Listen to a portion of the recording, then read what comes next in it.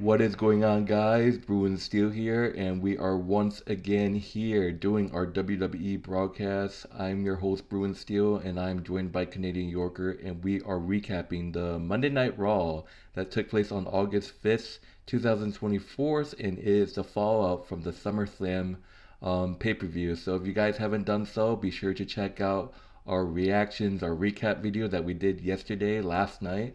It did get a good amount of views, but it is what it is. But we are here on the road to Bash in Berlin, which is the next pay per view. I believe is taking place at the end of this month, end of August. But anyways, Canadian Yorker, how's it going tonight? Doing awesome today. How about yourself? Good, good. I'm excited for Bash in Berlin. I just like how pay-per-views are, I just love how these pay-per-views are held in out of the country. Well, in Canada and stuff like that. Well, sometimes Canada, sometimes out of the country. So it's great to see because it's announced that Survivor Series is actually going to Survivor Series War Games. Survivor Series War Game is actually going to be in Canada. It's going to be in Vancouver, so that's going to be great. So a lot of pay-per-views are going to be in Canada. Money in the Bank was in Canada. So yeah, so let's get started with this broadcast. So to start off the show, we have Randy Orton. Actually, excuse me, we had Gunther. We got Gunther celebrating him as being your new world champion. Ludwig Kaiser introducing the ring general Gunther with a big introduction, his first entrance as your world heavyweight champion. Gunther said that he introduced himself. He said that he was the longest reigning Intercontinental champion, and he said that watch what he will do with the world heavyweight champion until he was interrupted by Randy Orton. Randy Orton said he comes out, wants the congratulation, but it's not really his style. He said that because Gunther won, it was the reason why Gunther won was because of Randy Orton. Because Randy said the last time they faced, it was actually at King of the Ring where Gunther beat Randy. But Randy went on to say, "Oh, my shoulder was down, or my shoulder was not, and it should have been counted." Triple H knows it. Referee knows it. Randy Orton says, um, you know, this is the modern day Flair versus Steamboat, and basically said that Randy Orton wants that title at Bash in Berlin. So Randy Orton challenging Gunther for a title match at Berlin. And Gunther said if the voices are telling him that he can win, the voices are wrong. And but then Gunther said that he accepts Randy Orton's challenge. So it's official, guys. And I did not see this coming. I had a feeling maybe they were gonna have a rematch at some point, but I didn't expect it to be this quick. Many people were saying that maybe this is the time. Oh, once Gunther won the world title with Berlin coming around the corner, people were like, oh, maybe this is the time to set up Dragunov and Gunther at Berlin. But instead, they went with Randy Orton versus Gunther. So it's official, guys. Randy Orton will challenge Gunther at Berlin at the next pay per view, Bash in Berlin. So that's gonna be a banger of a match. Honestly, Gunther, it's the powerhouse. There's a lot of ways that this match can go, but we'll save it for when we do our Bash in Berlin prediction video, which is later at the end of this month. So, Canadian Yorker, what are your thoughts on this opening segment, and how do you feel about Randy Orton versus Gunther? Do you think it's too early? Do you think it might have been Dragunov instead? I think that um, this is needed. Um, we definitely need a rematch between Gunther and Randy Orton. I think it's due in time because I definitely think Randy Orton could have won King of the Ring. However, Gunther beat him at King of the Ring. Um, and so I think it's warranted and it's owed to us, the fans, and also to Randy Orton and Gunther themselves that they get this rematch because we need to see who is the true winner here between Gunther and Randy Orton. And I know our friend Joe is a big Randy Orton fan, so he's definitely going to be cheering on Randy Orton here as a big Randy Orton supporter, and he's definitely going to want to see Randy Orton win the World Heavyweight Championship. Honestly, I think Randy Orton is one of the first ones to win the World Heavyweight Championship. I think he's the youngest ever to win the World Heavyweight Championship at 24. And so Randy Orton is the one who started this trend of winning the World Heavyweight Championship. And it kind of makes sense that it comes full circle about like 20 years later. I think Randy Orton, definitely deserves a rematch against Gunther for the World Heavyweight Championship title. So it's going to be great to see that happen. All right, so moving on to the first match of the Monday Night Raw, we got Ludwig Kaiser versus Sheamus. A feud resumed. We all know the bad blood between Sheamus and Ludwig Kaiser. I believe the last time these two faced, Ludwig Kaiser got the better of Sheamus, and Ludwig Kaiser's been trying to target Sheamus's ankle, his knee, all this time. So a rivalry renewed between Sheamus and Ludwig Kaiser. Um, I believe, did I miss Monday Night Raw? I don't even remember if I watched some of it. I watched some of it. I was kind of busy with my WWE 2K24. By the way, you guys should buy it. It's fun. But Ludwig Kaiser and Sheamus. Sheamus was in control. Like I said, I didn't really watch too much of it, but I know it was a hard hitting match. White noise. I thought Sheamus was gonna win with the white noise.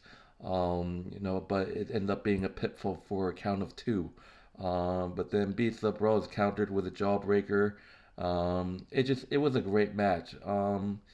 Pete Dunne, once again, Pete Dunne, man, he has something against Sheamus. Like, this is gonna be a great rivalry between two old buddies of the Brawling Brutes of Pete Dunne and Sheamus. And I guess Pete Dunne doesn't want to be called Butch anymore. So Pete Dunne once again runs with the shillelagh, but Sheamus was ready this time with a sidestep and take him out with a punt knee.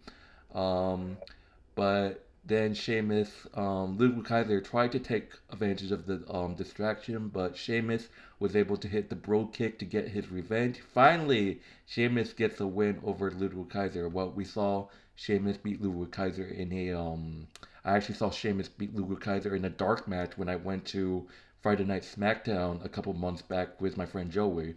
But finally, on the actual show, we finally get to see Sheamus with redemption. Sheamus with the bro kick, getting the win over Ludwig Kaiser. You needed that, man. Holy shit. Sheamus defeats Ludwig Kaiser by pinfall. What are your thoughts on this match?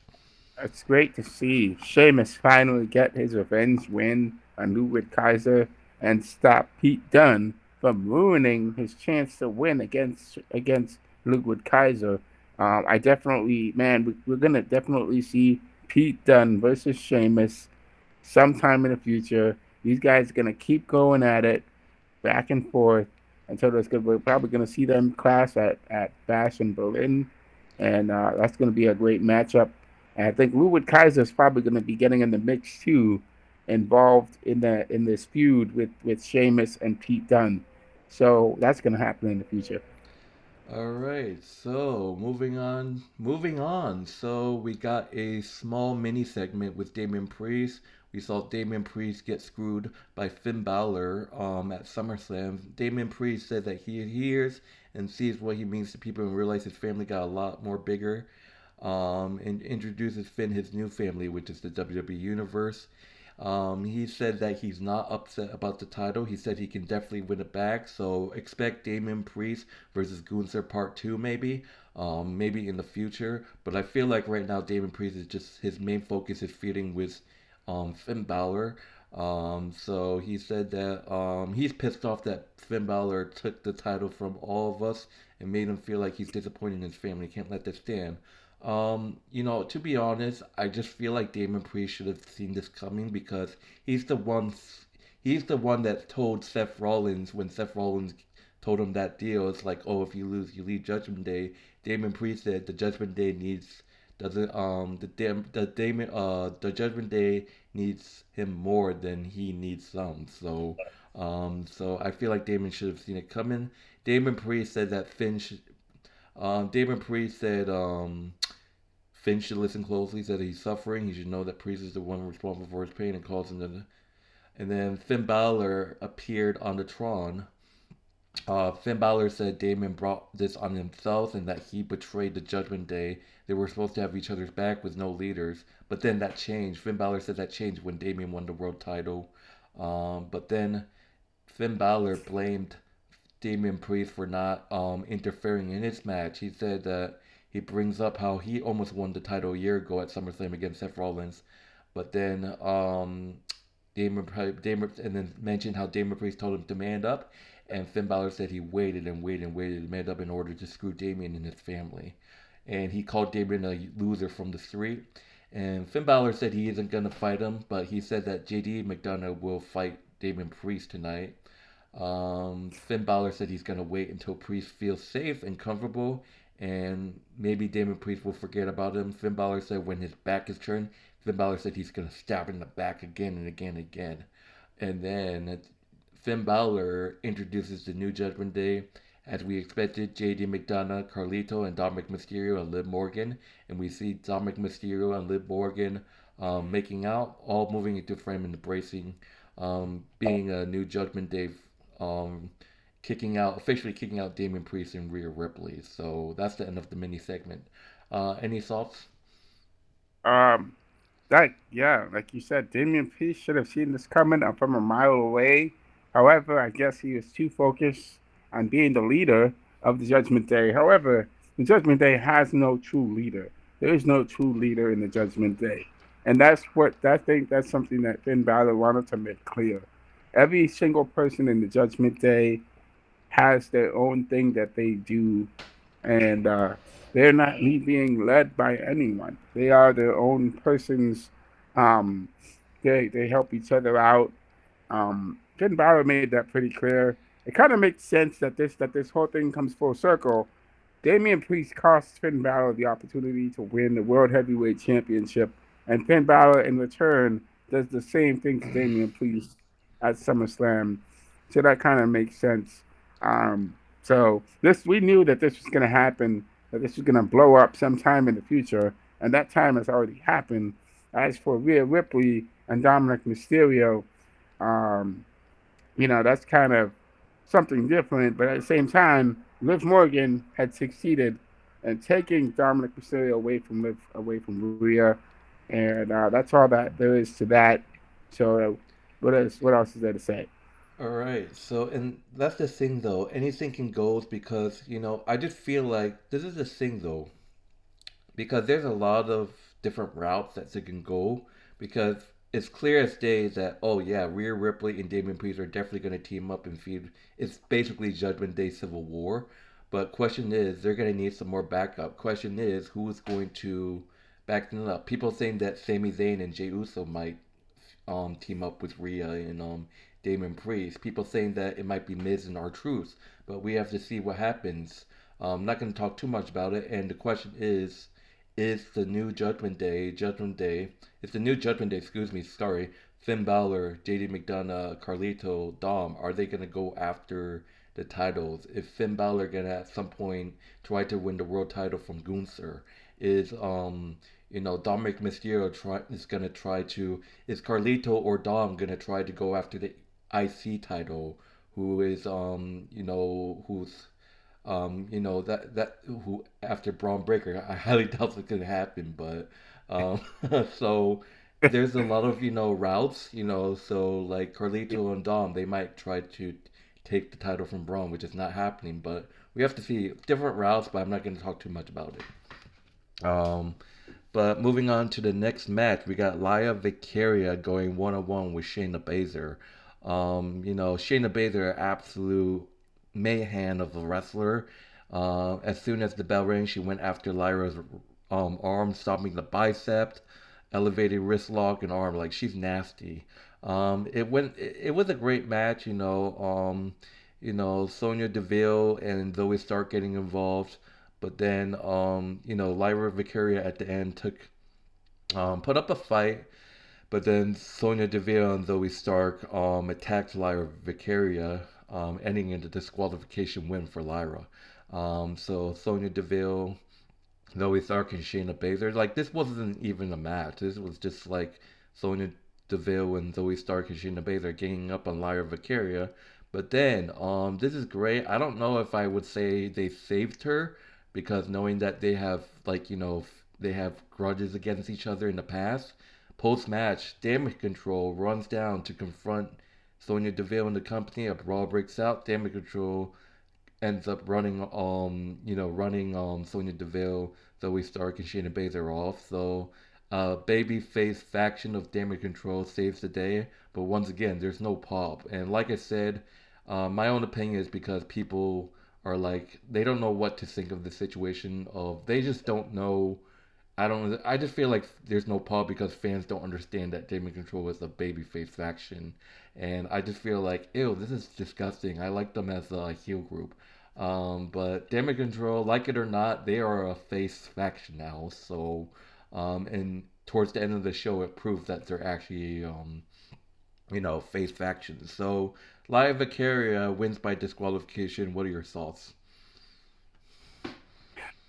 Um, Great that Lyra won.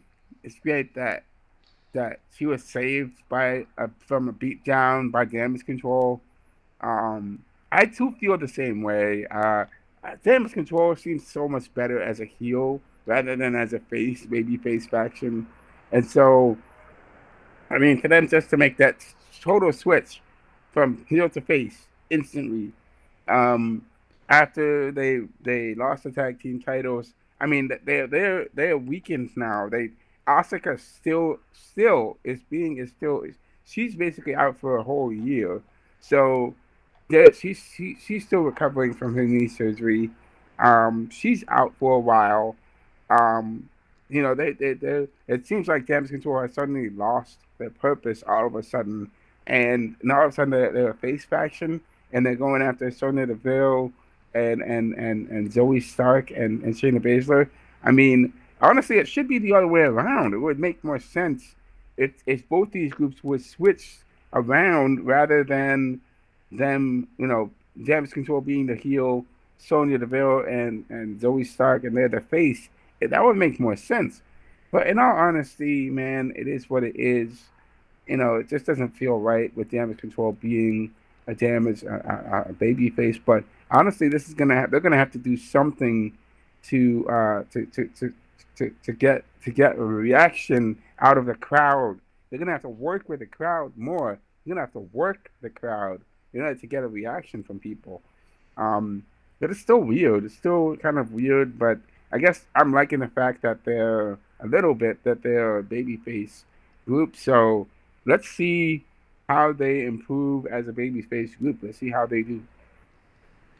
All right, so moving on, we got a segment. We got CM Punk making his entrance, getting on mic. He said that why is he so happy about his loss? He said he was gonna do things that he didn't do, and then he just started saying Drew McIntyre was a bad man, a tough son of a bitch. He heard him, and he just talked about his rivalry with Drew McIntyre, and then he said he wants Drew McIntyre tonight, but instead Seth Rollins coming out. Seth Rollins is just burning in hell. You remember what Seth Rollins said once CM Punk is cleared? He said, I'm gonna snap your wrist, your arm, whatever. And looks like Seth Rollins just came and tried to do that. It's like he's been waiting for so many years to finally. He said CM Punk is in a good move. He said after 10 long years, it's finally time for him to put CM Punk in the dirt.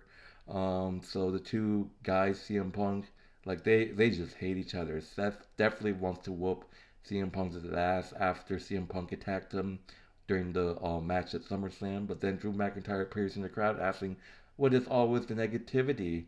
And he said that he's time for celebration. He's bragging. He's taunting CM Punk. He said he beat CM Punk and Seth counted 1, 2, 3. Drew said that he thinks he earned Punk's undivisional attention, but then to get his attention, Drew McIntyre taunted CM Punk with the bracelet, saying that you're stupid little dog, Larry, and your wife's name. And CM Punk had enough, so he went to chase Drew McIntyre up to the arena. Oh man.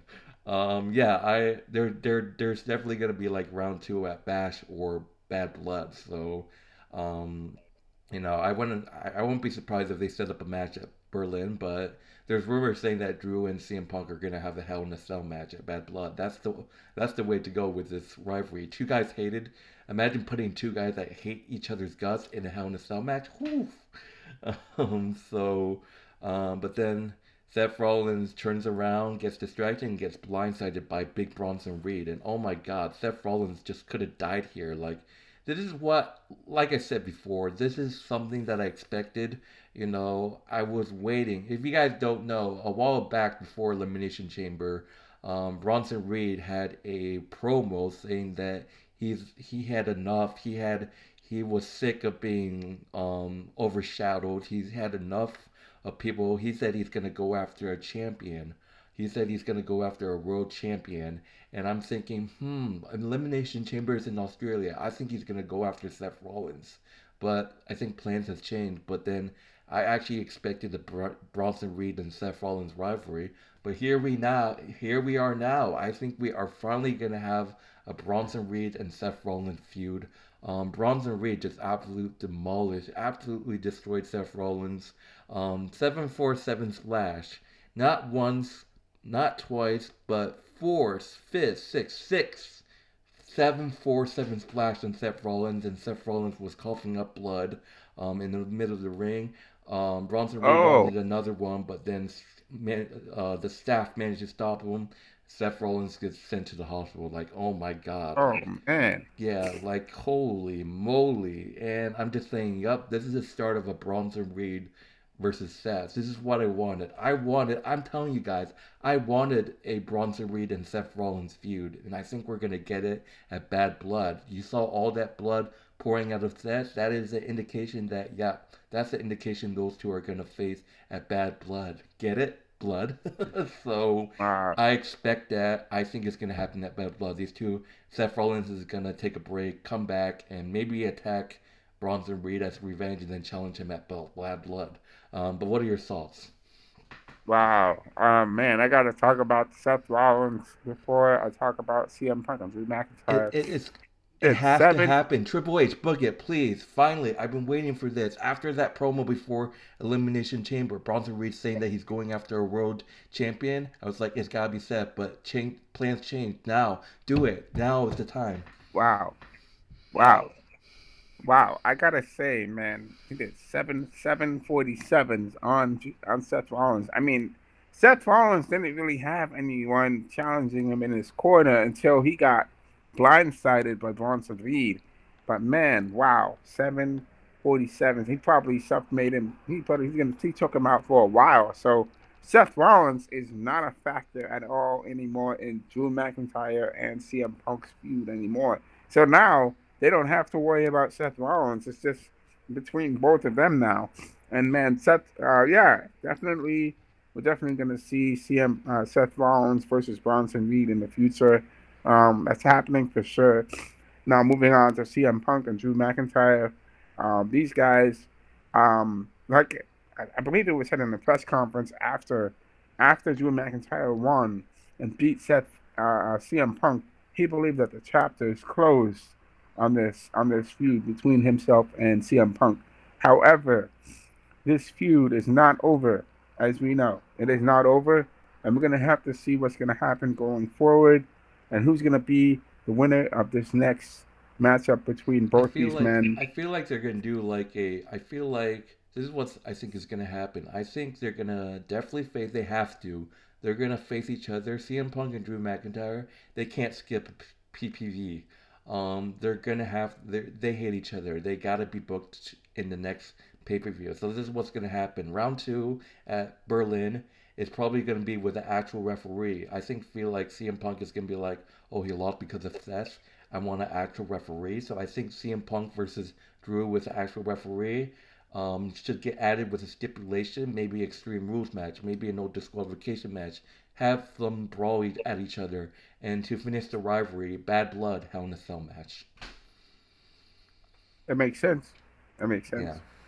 All right. So moving on to the next match, we got the Authors of Pain versus the New Day, Kofi Kingston and Xavier Woods. Obviously, Karen Cross is obsessed with breaking up the New Day, And I think the end is near for the New Day right now. And people are like, yeah, I think you need to break it up because New Day isn't the same without Big E. So people are like, in my own opinion, I think Karen Cross is gonna finally get through Xavier Woods, and I think Xavier Woods is gonna realize maybe Karen Cross is right. And right here in this match shows it that the end is probably near for the New Day.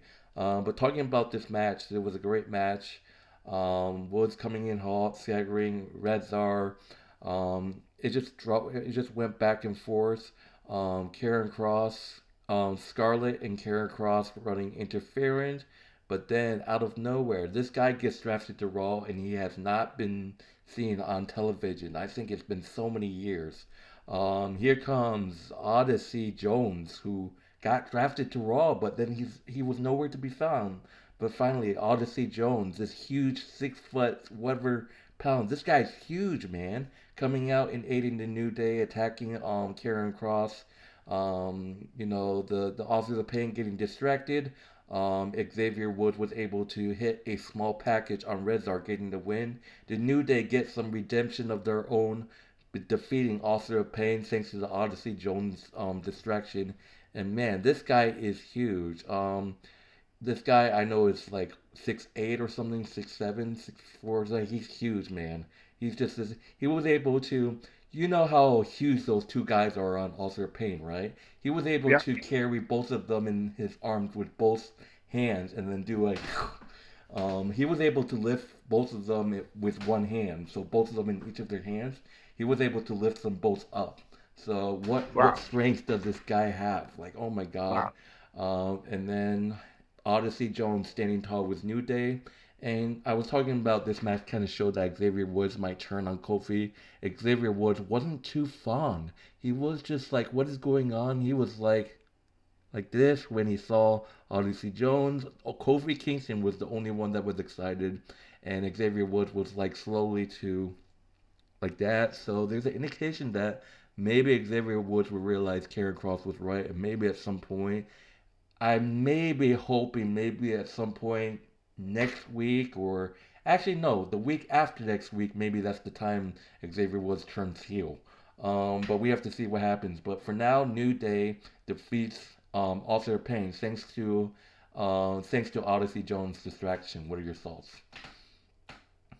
I think, despite the help, because they really, really need the help, the New Day seriously, desperately, absolutely needs the help against uh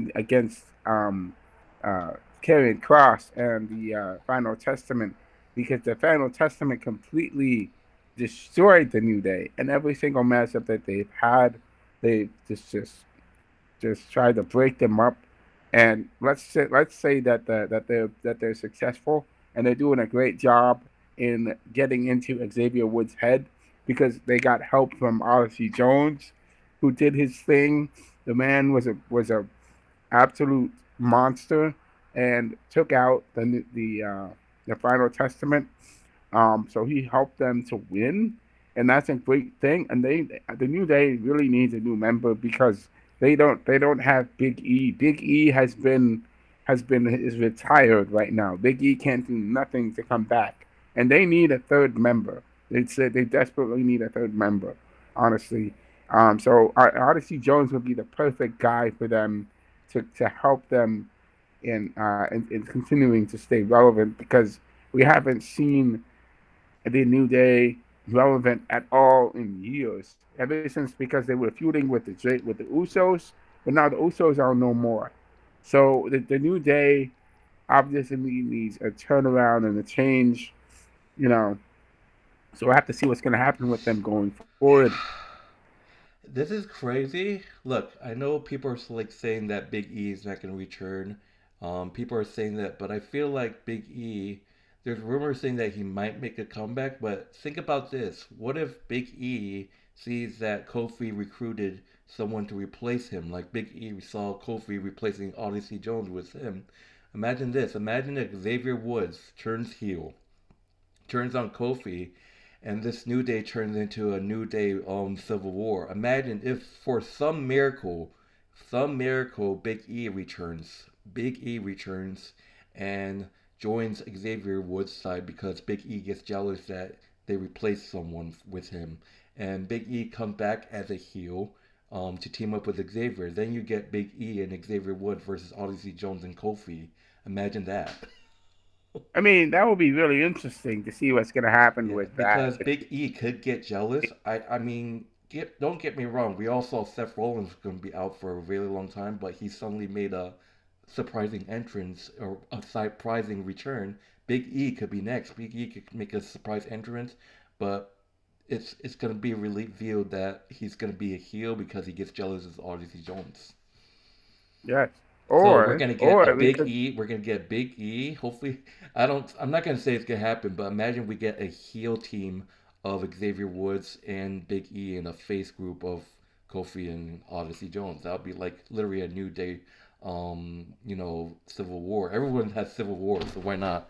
But I don't think, in my own opinion, I don't think Big E is gonna return. But if he did return, that's the angle to make his return. that would be a very interesting angle.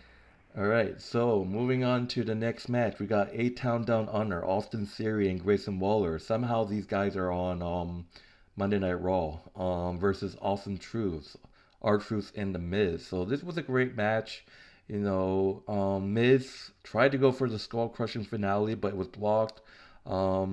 Truth accidentally takes out Miz by accident, so that is not good. So during the match, R-Truth accidentally hits Miz, but tries to go for the attitude adjustment on Waller, but Austin Theory ends up being legal with the tag. They hit the A-Town down, or they hit the A-Town down from Austin Theory on R-Truth to win the match. A-Town down under Austin Theory and Grayson Waller defeats Austin Truth by pitfall. So wow. And post match, Miz is generally annoyed but consults Truth on the loss. Um, it's hard to tell because I don't think the Miz had a good a links of being a face. I just feel like the Miz should be a face a little bit more. But people are saying that the Miz could turn on R-Truth. But I just feel like we only seen the Miz being a face for only a certain amount of time. But maybe it's just a storyline moving forward. But we have to see what happens. People are saying that the Miz is gonna turn on R-Truth or something like that. So, but what are your thoughts on this match with A Town Down Under defeating R-Truth and the Miz? I I can see the Miz turning on R-Truth because R-Truth is always so crazy. He's just an unpredictable guy. He's unpredictable. You can't really know what he's gonna do. Um, so it makes sense if R-Truth turns on Miz because he can't be his partner anymore. The Miz just the R-Truth just drives the Miz crazy. I can see that happening. Um, It is what it is. If the Miz turns, the Miz turns. We know that the Miz has this history of turning on people, so it could happen. Alright, so moving on to the next match. We got that one-on-one match. The first Civil War match of the Judgment Day. We got Damian Priest versus JD McDonagh. This was okay of a match. It seems alright, JD McDonagh coming out with Dominic Mysterio, I believe. Was it Dom? No. Who did he come out with? Carlito, sorry. Carlito coming out as well. JD McDonagh keeping his distance. They just be throwing chops at each other. Finally Damon Priest gets his hands on JD McDonagh. Many times we've seen Damon Priest want to whoop JD's ass when he was interfering with Judgment Business a long time ago. Um, but then but then Damon Priest just beating up JD McDonagh. He wants to beat up Carlito too. But JD McDonagh slips out and Priest goes into the post. Damon blocks his ear south of heaven, but he lands on his feet, head buds. JD up top, diving moonsault, so close. Broken arrow, and then it just he hit roundhouse kick to Carlito, but then out of nowhere, Finn Balor coming out of nowhere and attacking Damian Priest, ending in the disqualification. Post match, Priest gets him up for the Razor's Edge, but Liv Morgan makes the save and helps Dominic Mysterio beat down Damian Priest. So the New Judgment Day beating down Damian Priest. But then Rhea Ripley makes her entrance and makes the save. Liv Morgan and Dom running away like a bunch of bitches, scared of Rhea Ripley back and forth. Um, Liv tried to escape, but Rhea got her, slammed Liv Morgan twice in the ring post, and then Rhea Ripley's pissed. She destroyed the announce table, tried to powerbomb Liv Morgan through it, but then Dirty Dom saved Liv Morgan, and this time JD McDonagh fucked Rhea Ripley with a headbutt to JD McDonagh, leading to Damian Priest to hit the South of Heaven on JD McDonagh. The two baby faces stand tall. Rhea Ripley and Damian Priest embrace. There's your two big baby faces right there. Rhea Ripley and Damian Priest, guys, if you guys don't know, are officially baby faces. So great, let's go, bring it on. It's about time. But Damian Priest defeats JD McDonagh by disqualification. What are your thoughts on this match? Uh, J, JD McKenna had no chance against Damian Priest, honestly. He had no chance against him, um, being the fact that he's definitely a better wrestler than JD McDonough. Um, Excuse me. The fact that it's Judgment Day, Finn Balor, Dominic Mysterio, they couldn't, the fact that they betrayed Damian Priest of all people should definitely make them think twice about betraying him, because honestly, this situation should have never happened. Damian Priest should have never been betrayed by the Judgment Day. However, this happened before because the Judgment Day betrayed Edge and his wife. Um, they betrayed Edge, and so it kind of makes sense that this whole thing comes full circle, and they betray Dominic. They betray Damian and Rhea. So honestly, it is what it is with that. And so they tried to beat him down. They tried to take him out. However, they weren't successful because Rhea Ripley was there to help Damian Priest against Liv Morgan, and Liv Morgan almost got put through the table by Rhea Ripley. Dominic Mysterio saved Liv, and so it kind of it.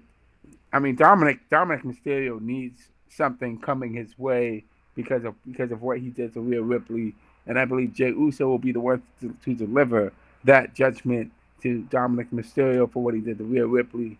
Um, and man, Damian Priest, I saw his South of Heaven on JD McDonough. It looked like he put him through the table, to the floor, down Yeah, 6 feet under. emo Undertaker. Yeah, he literally put him down underground. He made him put him in a casket, and man, that was a brutal. I mean, I've never seen a more personal South of Heaven than that. That was a brutal, nasty South of Heaven. All He right. knocked him out.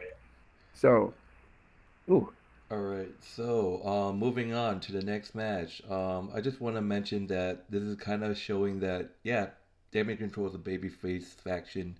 Damage Control are walking backstage when they get attacked by Sonya Deville and her crew. They actually stomp Dakota Kai's ankle into oblivion and warns her to stay out of business, and you can hear some boos. So it just shows Damage Control is growing into a babyface faction. But then they make their entrance. Sonya Deville, Shayna Baszler, Zoe Stark makes their entrance. Sonya Deville gets on mic and mocks Dakota Kai for feeling under the weather, but then Io Sky steps up to fight her. Io Sky came, there was some pop, so that's good. So setting up the next match of Io Sky versus Sonya Deville. What a great match! It was absolute amazing.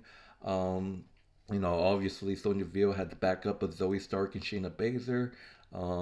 Sonya Deville was the rolling soul butt knees to the floor.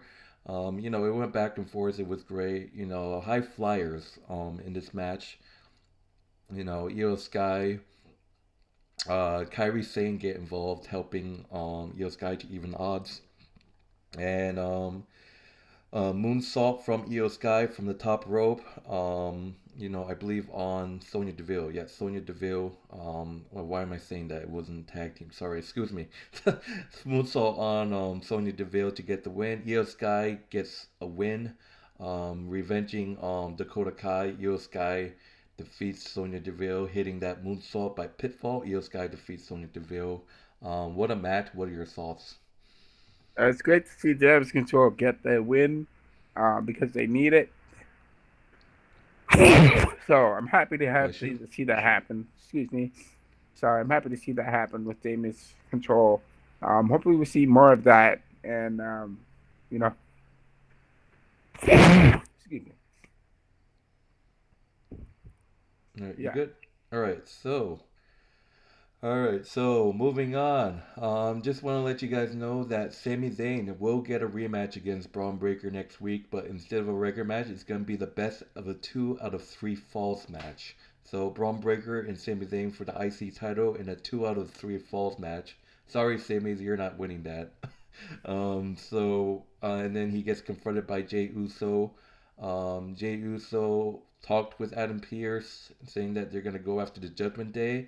It seems like Sami Zayn and Jey Uso are gonna go after JD McDonagh and Finn Balor. This is interesting because we could possibly see Sami Zayn and Jey Uso become champion. People are saying that that means Damon Priest and Rhea are gonna screw Finn and JD, right? So we have to see if that's the case. And before I know this video is long, holy shit, but I just want to mention that there's actually rumors that SmackDown and Raw are doing some sort of trade. I think that people are saying that SmackDown's trading Randy Orton to Raw since Randy's on the Red brand now. And they're saying that they're gonna bring over Jey Uso and Sami Zayn to SmackDown. And people are like, oh, does that mean that the OG Bloodline's gonna have a reunion? We have to see what happens. That's why Austin Theory and Grayson Waller was on Raw. SmackDown might be sending those two to the Raw brand, so we have to see if this is the actual trade deal. Nick Aldis said to because apparently all I know, Adam Pearce and Nick Aldis has some sort of deal, so we have to see what that is. I think it's a trade, so we have to see what happens. All right, so moving on to the main event match, we got American Made, the new team of Brutus Creed, Chad Gable, and Julius Creed, and finally we see the in-ring debut of the Wyatt Six, Dexter Lumis, Eric Rowan, and Joe Gacy. 6-man tag team match. So Wyatt Six making their debut in the ring. This was a great match, man. This was absolutely amazing. The skills, like Dexter Lumis is great, Joe Gacy is great, Eric of Roman is great. I believe Joe Gacy paying tribute to Bray Wyatt.